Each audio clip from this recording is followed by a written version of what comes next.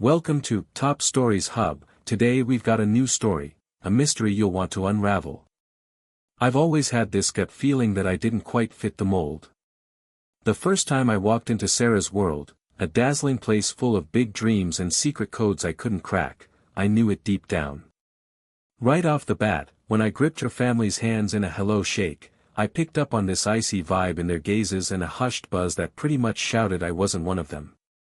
Every syllable they threw at me, every quick look that brushed me off, drove it home that I wasn't the dude they had in mind for their little girl. My bank account wasn't fat enough, my wins weren't flashy enough, and I sure as hell didn't match their blueprint for high-class glory. Still, I plastered on a smile and bobbed my head like it was all good, even as this gnawing hurt started building up inside. I was crazy about Sarah, no doubt about it, so I gulped down every sharp dig and every backhanded jab, betting that maybe love could outlast their scorn someday. I can still picture that day when Chloe, Sarah's sister, dropped the news about her engagement to Ethan Parker, a name that rang with clout and achievement every time it came up. While she went on about epic parties and ritzy plans for the future, this heavy pit sank in my stomach, 'cause I knew I'd just be a background prop at those shindigs. I was stuck as the silent, unseen guy, left to watch the splendor that only folks born with silver spoons got to claim. Every minute at those family get-togethers made me feel more like a ghost drifting through halls buzzing with chuckles and over-the-top talk. I'd park myself at the dinner table, fishing for a friendly grin or a kind word from someone, anyone, who might look past the outside, but all I got were sideways stares and quiet remarks I could only guess were saying I didn't measure up. I racked my brain trying to figure out why my heart, bursting with real love for Sarah, couldn't patch up the widening gap between me and her folks. Their universe spun around money and rank, and I was the odd man out in every chat about bucks, triumphs, and the family tree they wore like a badge. I'd put in long stretches trying to show I was worth something, pitching in with little jobs and tossing out ideas in their talks, but I'd just hit a wall of silence or those fake, hollow, sure, thanks, lines. Right then, it hit me. I was like some guy teetering on the sidelines of a play, stuck acting out a part meant for somebody else, one I could never really own. Walking away from yet another night of stiff grins and awkward small talk, this crushing load of being pushed aside weighed me down like a thick blanket. The harder I pushed to blend into their flawless scene, the more I saw I was losing who I was in this tangle of sky-high demands and rigid rules. Deep down, my chest ached, not just for them to accept me, but for the plain fact that I ought to be valued for being me. I started second-guessing every compromise I'd made, every time I'd zipped my lips to keep the peace. Being shoved to the edges over and over in a family that swore they were tight-knit cut me worse than any punch ever could. Late at night, when everything outside didn't give a damn about my pain, that's when the ugly truth started sinking in. I was an outsider in my own damn marriage. The love I'd held onto so tight was all twisted up with this cold, lonely reality, and I couldn't keep pretending that hollow feeling wasn't my shadow every step of the way. In that quiet dark, I swore to myself I wouldn't let them shrink me down anymore, not when they cared more about prestige than heart, and I started dreaming about a spot somewhere out there where the real me could shine, not get kicked to the curb. The second it clicked that their wedding plans were rolling out with this over-the-top flair I couldn't even imagine, a chilly wall shot up between me and the family I'd busted my ass to join. Every little thing, from the jaw-dropping ballroom to the fancy flower setup screaming money at every corner, was locked down by Linda with this control-freak grip that didn't leave an inch for my 2 cents. I'd sit there, mute, at the table while her voice took over, barking out orders and timelines, and I might as well have been a ghost as they tossed around budgets and style picks that weren't meant for a regular guy like me to weigh in on. That night's burned into my brain. Over a meal that was more about flexing power than eating, Linda swung her head my way with this sly, sizing-up grin. Her words slipped out soft but sliced right through the dinner noise. "Oh, by the way, we're gonna need you to chip in extra for the reception," she said, all casual-like, but with this undertone reminding me where I stood in their big, complicated game. I flicked my eyes over to Sarah, praying I'd catch a hint of backup or maybe a sorry in her look. But nope, she was just poking at her food, her face blank, not showing a lick of the storm churning in my gut. This weird, helpless vibe washed over me, like I was nothing but a pawn they'd use to pull off their dream night, not a husband whose thoughts counted for jack. My shaky hand dug into my pocket, pulling out the card I'd busted my hump to earn, and I chucked it on the table like I was handing over a piece of myself. "Take what you want," I mumbled low, but instead of a "thanks," I got this smirk that basically said I was only good for what I could cough up. "Well, at least you're handy for something," Linda quipped, her voice dripping with that smug tone I'd gotten way too used to hearing. Right there, that dinner table turned into some kind of spotlight where they judged my worth, not by what I felt or tried, but by the dollars I could fork over. Every hope they didn't see in me, every brush-off look, piled up on my shoulders, and I started wondering if all my scrambling to fit in was just me playing a bit part in a show where I didn't even rate a line. The room buzzed with laughs and chatter about their swanky setup, making my aloneness stand out even more while I sat there, quiet, wrestling with how much I cared for Sarah against the brick wall of her family's cold shoulder. I tuned in as they jumped from nitpicky stuff like place settings to this big, bold picture of a day everybody'd remember, everybody but me. They tossed around talk of a designer dress pricier than my car like it was no big deal, like that kind of splash was the only bar worth hitting. Every piece of it just rubbed my nose in how short I fell. I gave it a shot, trying to pipe up with an idea or even just a random thought, but my words dried up before they even got out. The more I pushed to jump into the convo, the clearer it got. I was a nobody there, just a faint echo next to their dazzling glow. Every tick of the clock made it sink in deeper. I didn't belong in this party that wasn't built for a guy like me. As the night dragged on, my mind flipped inward, poking at all I'd given up for love and this idea of fitting in. I kept asking myself if I'd ever get that second where they'd really see me, not as a walking ATM or some tack-on to their perfect little world. The gap between their ritzy schemes and my fading presence was tough to stomach, and I started slipping into this quiet giving-up mode. Every forced grin and polite head dip just screamed that my say didn't matter, they only cared about what I could bankroll. Every minute that ticked by pulled me further from the fairy tale of a wedding about togetherness and love, and closer to this show-off parade of wealth and rank that left me floating, lost. In that mute misery, it hit me, I'd been shoved into this gig as the unseen husband, a guy they only noticed for what he could pay, not who he really was. I was stuck, boxed into a spot I was never cut out for, just watching from the sidelines in a place where cash and clout called every shot.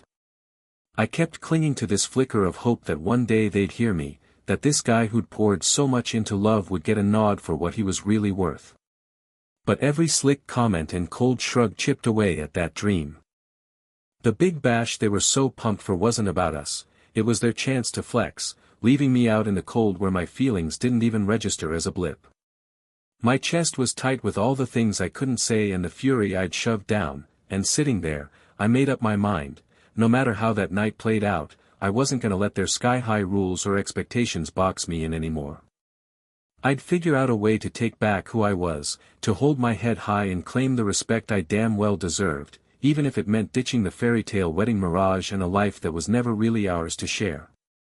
Every second of that night carved itself into my brain, a raw reminder of what it's like to hurt in silence while nobody notices, and even with all that glitz around me, I'd never felt so hollow, like some lost spirit at a party that wasn't mine. I put days into getting ready for the wedding, picking out my gear with this flicker of hope that maybe, just this once, they'd see me as more than a spare part in Sarah's big family show. Come the morning of the reception, I stepped out of that hotel room with this weird mix of confidence and nerves twisting in my gut. I'd gone with a slick navy suit, shined my shoes till they sparkled, and even rehearsed a grin in the mirror, hoping it'd mask the mess I was feeling inside. When Sarah and I walked into that buzzing reception hall, it was all cheers and this undercurrent of smug judgment. I scanned the crowd for a shred of real kindness, but those hushed murmurs and sneaky glances hit me hard. I wasn't wanted there. My pulse was racing as I edged toward a table lined with fancy name tags, each one spelling out a spot in their perfectly planned dance, and I froze a second before grabbing mine, braced for another kick to my already bruised sense of belonging. My shaky fingers unfolded that crisp little card, half expecting something basic like brother-in-law or husband. Instead, I got slapped with one word that burned like hell: janitor. For a solid minute, I couldn't wrap my head around it. I just gawked at it like it was some sick prank, my brain spinning out. The giggles from the folks around me swelled into this mocking roar, every laugh bouncing that degrading label right back at me. Every snide comment and cold shoulder I'd ever taken piled up, crashing down in that one gut punch of shame. Then, cutting through the noise, came Linda's voice, silky but sharp as a blade, saying, "You've been dying for a place with us, right? Well, this fits you perfect." Her words sounded playful, but they oozed contempt with every drip. I darted my eyes through the sea of people, begging for Sarah to step up, to shoot down this nasty stunt they'd pulled on me. But all I saw was her peek at the tag, drop her gaze, and let out this shaky little laugh. "It's only a gag," she muttered, giving my arm a light tap. I wanted to yell, to tell her this wasn't some dumb joke, it was a dagger straight through me, but the words got choked out by the shock and embarrassment swallowing me whole. That little tag, so plain yet so heavy, turned the reception into a war zone where I had to face down every rejection I'd eaten from this crew. I tried to keep my chin up as I moved through the guests, but each step dragged like I was hauling lead. Over and over, my mind looped it, their smug faces, those biting words, that cocky look they all wore like it was part of their designer outfits. I'd never felt so tiny, shrunk down to some part one didn't sign up for. The shame hit so hard it had me doubting everything, my value, my feelings for Sarah, even the whole damn notion of fitting into a family that could toss me aside like trash. I kept replaying those quiet nights I'd spent wishing, just wishing, that one day they'd see me for real, a guy with pride and heart, not some lackey bowing to their lofty standards. Every time I shut my eyes, "Janitor" rang in my skull, a non-stop echo telling me no matter how much I poured out, it'd never be enough. Right then, it hit me, this whole shindig wasn't about love, it was a flex for a family obsessed with looking better than everyone else. I was caught in this messed up dream where who I was got wiped out, swapped for a tag that ripped away every damn thing I'd busted my ass for. I just stood there, quiet, the party racket fading out while that sharp sting of shame took over. Everything around me melted into this fuzzy mess of giggles and low jabs, and I knew this was it, the line in the sand where I couldn't keep taking being treated like I was less than I deserved. That stupid name tag wasn't just paper, it was like a badge for every hit I'd taken from folks who swore they were my people. When I peeled that tag off my suit, nice and slow, this fire started building up inside me. I wasn't gonna let them call the shots on who I am anymore. I gripped that tossed-aside scrap in my fist, a little keepsake of all the crap they dished out, swearing to myself I'd dig deep and grab the strength to take back who I was and get the respect they'd stiffed me on for way too long. In that split second, while they all partied like everything was picture perfect, I stumbled onto something realer than any big-shot title, a quiet little voice saying I was worth love and dignity, even if they wouldn't give me the time of day. I held it together, barely, through the dragged-out formal stuff that day, telling myself I could tough out one more night of their crap and those snide chuckles. I sat there, not saying a word, my chest weighed down by all those sneaky looks and hushed put-downs I couldn't shake. But when the reception kicked off and the over-the-top vibe of the place hit me like a truck, I could feel the night heading straight for something I couldn't stomach. The room was huge and shiny, chandeliers dangling, silverware gleaming, and everybody was parked at these long, plush tables piled with food too fancy for a guy like me.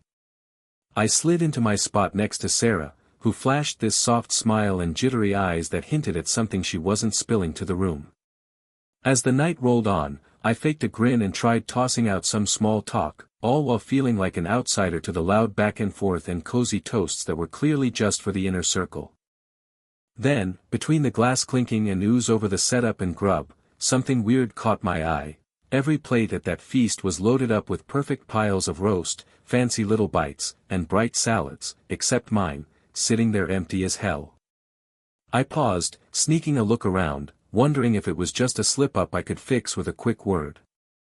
I flagged down a waiter, who shuffled over with this nervous vibe, eyes dodging mine as he bent in and muttered, "Sorry, man, they told me not to serve you." Those words slammed into me like an ice-cold blast, and I locked up, the full punch of being shut out crashing down hard. Across the table, Chloe's face twisted into this smug little grin, and Linda's mouth curved into that nasty smirk I'd learned to hate. Soft laughs from the tables nearby sliced through the air like broken glass. Right then, whatever grit I had left started falling apart. Anger bubbled up, this hot pressure that had been stacking up from every time they'd kicked me down. And then, like it was scripted just to break me, Sarah leaned in, trying to hide her laugh, and whispered, "Food's for the real family, babe," her voice all teasing with zero sorry in it. That, plus getting flat out ignored, smashed what little pride I'd been holding on to. I reached up, slow and steady, and unhooked my wedding ring, every move heavy with years of eating their insults and neglect. My shaky hands pulled off that band, once a sign of love and promises, now just a mark of my downfall. I felt every stare in the place lock onto me as I got up, the big hall going dead quiet, thick with blame. I set the ring down on the table real careful, a mute record of all the hurt and double-crossing that had piled up. My voice shook with grief and rage but sliced through the tension when I said, "Then I'm out." In that beat, all the fake "we're a family" stuff fell to pieces around me. The shiny floors, twinkling lights, and low hum of chatter just mocked the big, empty hole inside me. I stepped back from the table, every move a mix of heartbreak and guts, knowing I was walking out on a life where I was just a tool for their ends. Moving through that crowd, I caught the stunned whispers and wide-eyed looks from faces I used to call mine. The thick hush in that ballroom bounced back the weight of my choice, like the clock stopped to stamp the end of me bending over backwards. Every stride to the door peeled off the load of every slam, every brush off, every second I'd been ignored, swapping it for this fierce drive to grab my worth back. I didn't just leave a fancy table behind, I ditched the busted-up leftovers of a marriage that never really gave me my due. Outside, the crisp night air hit me like a mixed-up pow, giving me room to breathe, to let the tears fall, and to start fresh without that non-stop nag of being nothing. I walked off, heart heavy but with this new steel in me. This was the last time I'd let those I once called family cut me down. That ring stayed back there on their ritzy table, a dead sign of busted vows and my quiet goodbye to the life I'd lived. I stepped into the chilly night, a weird blend of relief and sadness washing over me as the cold snapped at me like a wake-up call.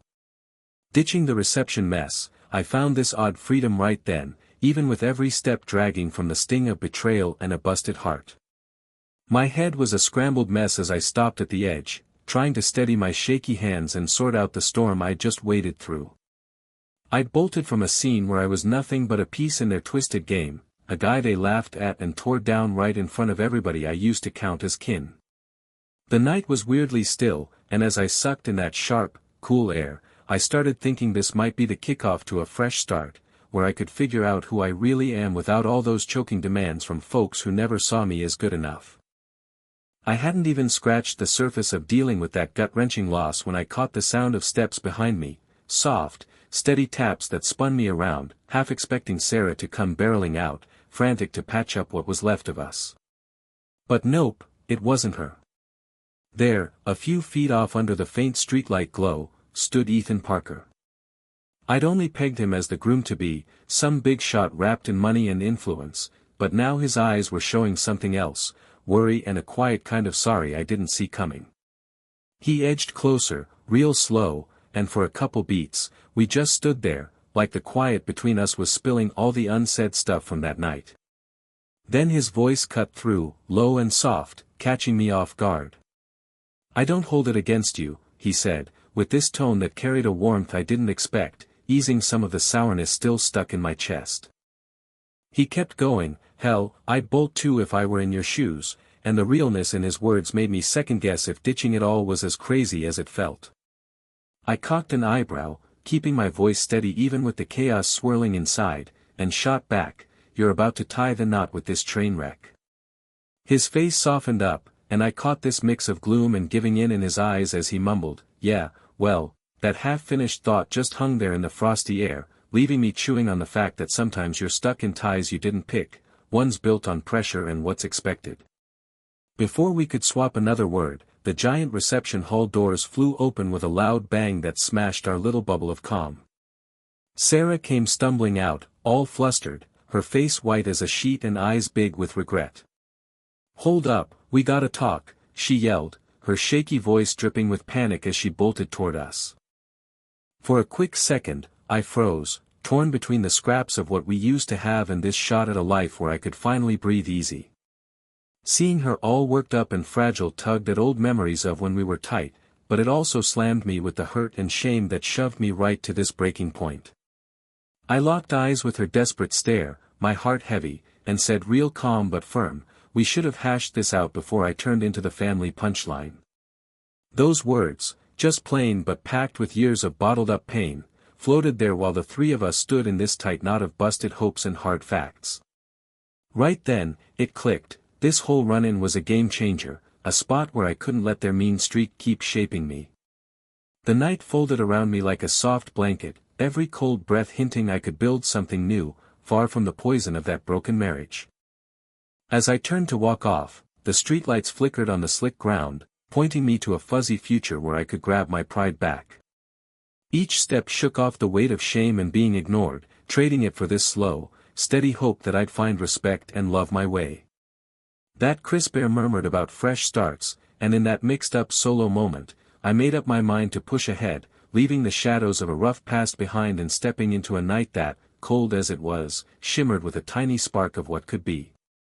I kept moving away from that wrecked reception, my heartbeat thumping loud as I tried wrapping my head around the nastiness I just waded through.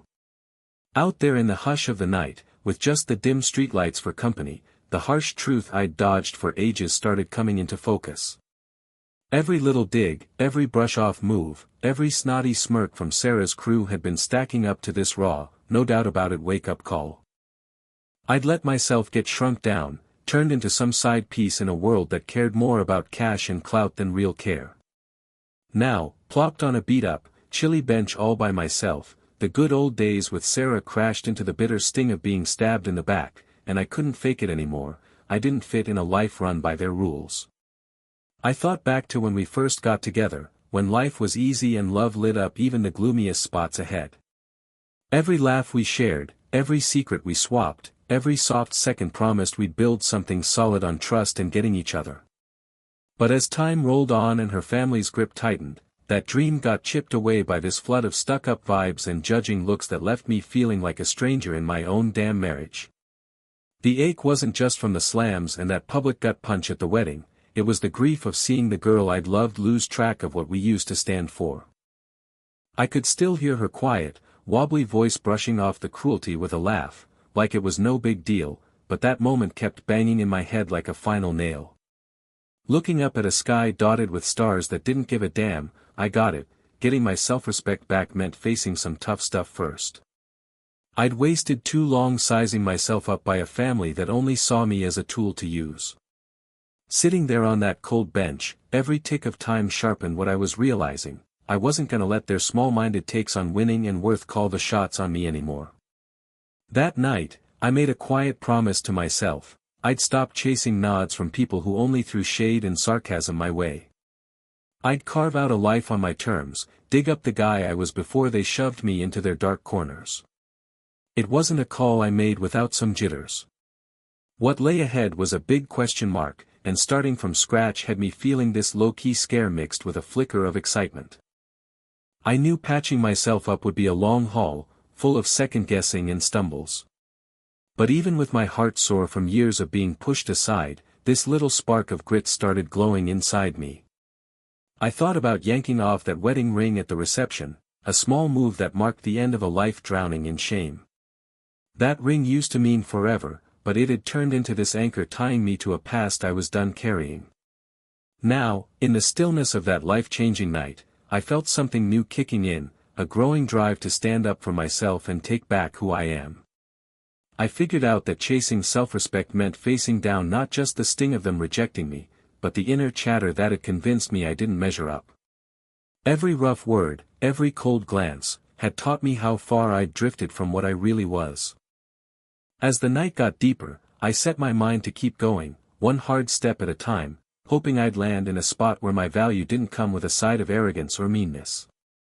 In that calm, soul-digging minute, I latched onto a truth buried under heaps of hurt, I deserved a life with respect, love, and some damn dignity. So, with the cold air backing me up and those quiet stars overhead, I got up from that bench, dead set on shaping a future that wasn't about their sneers, but the solid strength in my own gut. The aftermath hit like a freight train, faster than I could have pictured. In the days after that rough night, every little piece of my life started coming apart, like a thread stretched too thin and snapping. I found out quick that what you do catches up, no matter how much you try ducking it with silence. When word got back to me, I couldn't believe the mess that blew up. Linda, always acting like she was above it all, lost it when she found out the catering tab wasn't squared, cash I'd been strong-armed into throwing in without a shred of respect. I could see the fire in her eyes. It was like her flawless wedding dream was cracking at the seams, and she was pointing fingers at me and anybody who'd ever dared question her reign. That venue bill, her big badge of honor, was now looming over her like a storm cloud.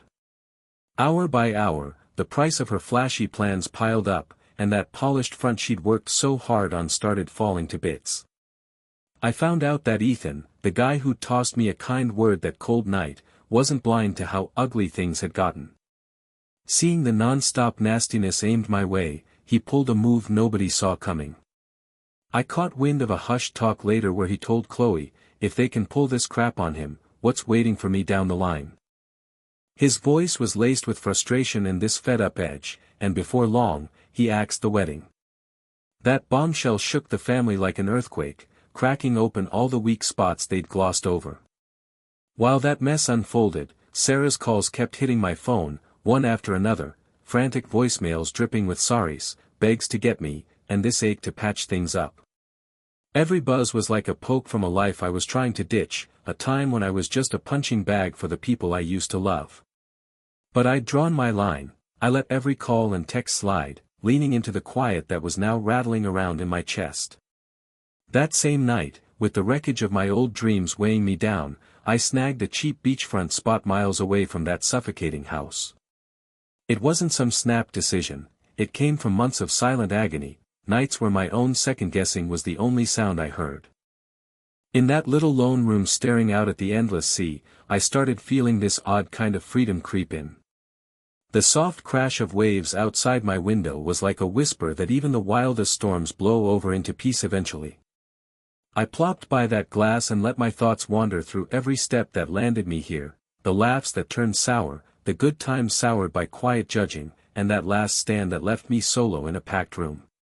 It hit me hard. I'd shelled out a steep price clinging to a love that was never really mine, with cash I forked over, hours wasted trying to win over a family that wouldn't have me, and sacrifices that dragged me to face the real cost of living in a place that sized you up by your wallet and rank.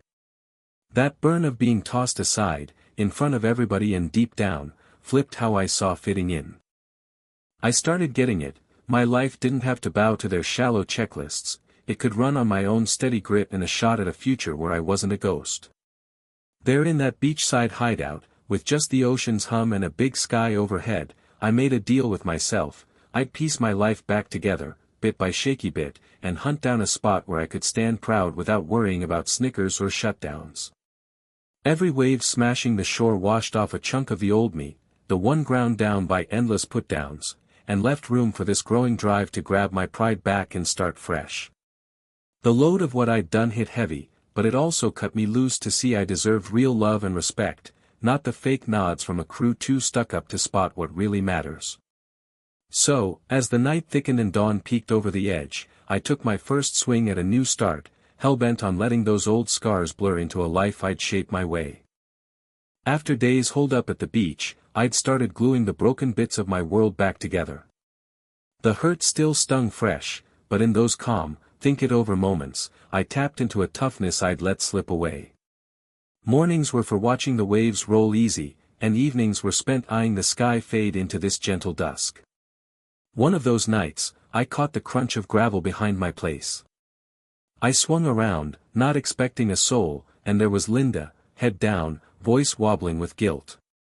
Right then, I clocked her, the same lady who used to own every room with her high and mighty strut, the one whose sharp words had sliced me up and whose moves always screamed I didn't count. But now. She looked brittle, like her own screw-ups had finally caught her. "I've lost it all," she started soft, her voice heavy with second thoughts. "Ethan's folks turned on us, the wedding's off, and Chloe's a wreck. I got it so wrong, so many times." This wave of mixed feelings hit me, mad about back then, sad for now, and this careful wonder about why she seemed different. I could still hear every cutting remark, every planned slam, every time her ego stood between us, but here she was, owning up that cash and clout weren't the yardstick for a person's value. As she talked, I watched that cocky shell flake off, showing a woman who knew damn well she'd messed up. "I acted like you were dirt under my feet," she admitted, her eyes hunting mine for even a hint of letting it go. "I thought money could patch anything, but it just stacked bricks between us." Her plain words echoed the ache I'd hauled around forever. I stayed quiet, letting the cool night breeze mix with the far-off wave sounds. It was a picture I'd never have bet on, the one who'd built my pain looking shrunk by what she'd done. That hot anger I used to carry simmered down into this deep, thinky kind of blue. I ran through every low blow, every time I'd been shrunk to some prop in their show-off, money-hungry world. But in there, I caught a flash of the guy I was before the sour set in, one who put love and respect over everything. Time stretched as we sat on the beat-up steps of my little porch. The quiet between us was thick with stuff we didn't say, hurts that hadn't mended, and trust smashed beyond a quick fix. I didn't spill my own wounds, they were mine to lug. Instead, I let her words take up the air, wondering if this crack in her armor could kick off something new. "I can't erase what's done," she went on, her tone easing like each bit was a tiny peace offering, "but I need you to hear this. I get it now, worth ain't about bucks or rank, it's about how we treat each other." That realness poked at something buried in me, this hope I hadn't felt in ages, that maybe after all the hurt and being left out, healing could happen. I didn't hand out forgiveness right there, I wasn't even sure I could yet. I just let her talk, let her spill the mess inside her and the sorry that had taken hold. In that shared hush, it started sinking in, maybe even the stiffest hearts could shift. The night closed in, and as the last light dipped away, I caught myself thinking my road to liking myself again might mean getting her too. Linda's raw, tough confession wasn't some instant fix for years of cuts, but it was a solid move toward knocking down walls her pride and privilege had built.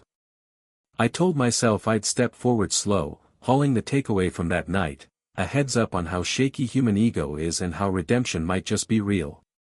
Even if I never totally let her off, I saw I could let this be a pivot for me, a point where I picked rising over the ache and remaking my life how I damn well wanted. I'd been spending days wrestling with the hollow spot where our love used to sit, trying to figure out if Sarah's latest apologies meant anything real or were just a band-aid for old cuts.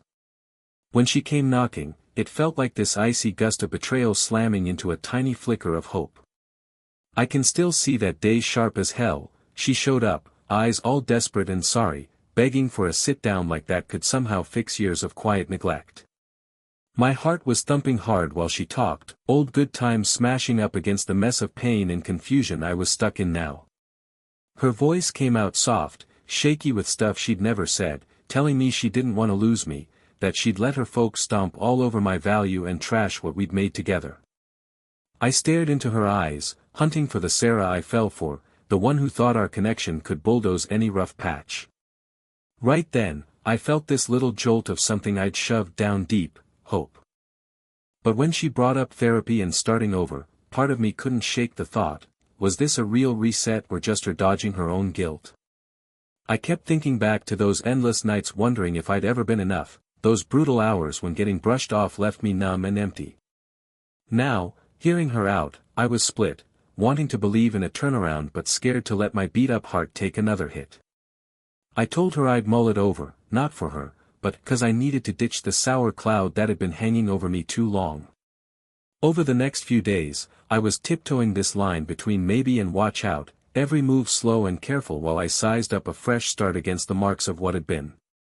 I started picking up on little changes when we talked, a soft grin that stuck around a bit more, a quiet word that felt warm, cutting through our usual standoffish vibe. Those small bits, tiny but big deal, dangled the idea that things might actually shift. Still, the shadows of our past kept lurking, throwing every dig and low moment back in my face, making me wonder if I could ever buy into promises of a do-over, or if those scars would always tag me as less than I should be. Weeks crept by, turning into this slow, careful rebuild, and our chat stretched out, loosening up bit by bit. I could see Sarah fighting to break loose from a family that had always put me down, chasing a love that wasn't tangled in their stuck-up mess. With every straight-up word, I let my guard drop some, showing bits of the real me and taking in hers without sizing her up. Every moment we shared was a gamble and a shot, a chance to figure out what we'd screwed up before and build something where we could stand side by side, even Steven. I started buying that even if her reaching out was half panic or a shaky first try, it could grow into real change if we both held tight to wanting better. Little by little, I let myself think a new start might work, even if it meant wobbly steps and guarded words at first. I jumped in, not 'cause I was desperate, but 'cause I quietly decided to grab back the respect and pride they'd stripped from me for years. Deep down, I knew every guy's got a right to be heard and matter, and I was ready to test if her stretching out a hand could lay the groundwork for something solid and lasting. Day by day, I weighed how real her moves felt, how true her voice sounded, daring to bet our love could rise up from the wreckage of old hurts. So I took the plunge, set on shaping a future that wasn't about our flops before, but a shot at a life where our hearts could mend and sync up again. I was standing in the warm glow of this low-key backyard hangout, miles away from the icy rooms of a family that never really took me in. The soft chatter of real buddies, the easy laughs from folks who got my heart, and the simple setup that screamed real care, it all hinted at a life I'd patched back together from the mess of pain and backstabbing. I'd spent months alone picking up the busted chunks of my pride, each one a kickback to nights doubting my worth and days fading into a world that judged you by cash and roots. Now, wrapped up with people who liked me for me, I started seeing that fixing my life wasn't about wiping out the past, it was about bending it into a base for a future full of self-worth and straight-up ties. In that chill little spot, far from the flash and harsh calls of my old life, I could feel this slow, sure change kicking around inside me. The easy talks, real smiles, and swapped stories with these true friends brought comfort and a soft nudge that love didn't need to come with a side of ego or rights. Every "you got this" and knowing nod wove a new picture of my life, one where I wasn't some tossed-off extra, but the main guy in my own tale. I thought back to all those silent nights, heart sinking with rejection and aloneness, and got it, those lows had set me up for right now, a fresh kickoff in a life I was ready to own. Strolling around those friends, I chewed on the road that got me here, a trip loaded with tough lessons from getting kicked down and ignored. I could still see that mean-ass name tag calling me janitor, the cold supper where my help got counted in bucks not heart, and that reception where they wouldn't even give me a bite to eat. Those times used to drown me in bitter vibes, but now they were like road signs, proof I deserved more than quiet misery. I'd figured out real value wasn't something you could buy or fake with a family all about show, it was in your guts and the balls to stand solo when you had to. Right there in that yard, I tapped into a freedom I'd never had, born from liking myself and swearing nobody'd set my worth again. Sarah had tried fixing what broke, and even if her words still carried echoes of old screw-ups, I knew my next moves were mine to make. I'd learned respect's something you earn by sticking to your own truth, not bending for somebody else. Every grin I swapped, every real talk, built my guts back up, piece by shaky piece, till I could stand tall as the guy I always knew I could be. Now, taking in this simple, straight-up get-together that cheered for living, not wealth or bloodlines, I got that my future's mine to shape. The past's marks were still there, sure, but they didn't own me, they were just parts of a story rebuilt with grit and hope. I swore I'd never take less than I'm worth, and from here on out, I'd grow the bonds and values that lift me up. In the cozy kickoff of this fresh start, I found out a man's real measure ain't in the thumbs up from folks who ditched him, it's in how he climbs back, rebuilds, and grabs a life where love and respect are the only things that count. That's all for today's tale on Top Stories Hub. Hit subscribe, leave a comment, and tell me what you'd like to see next.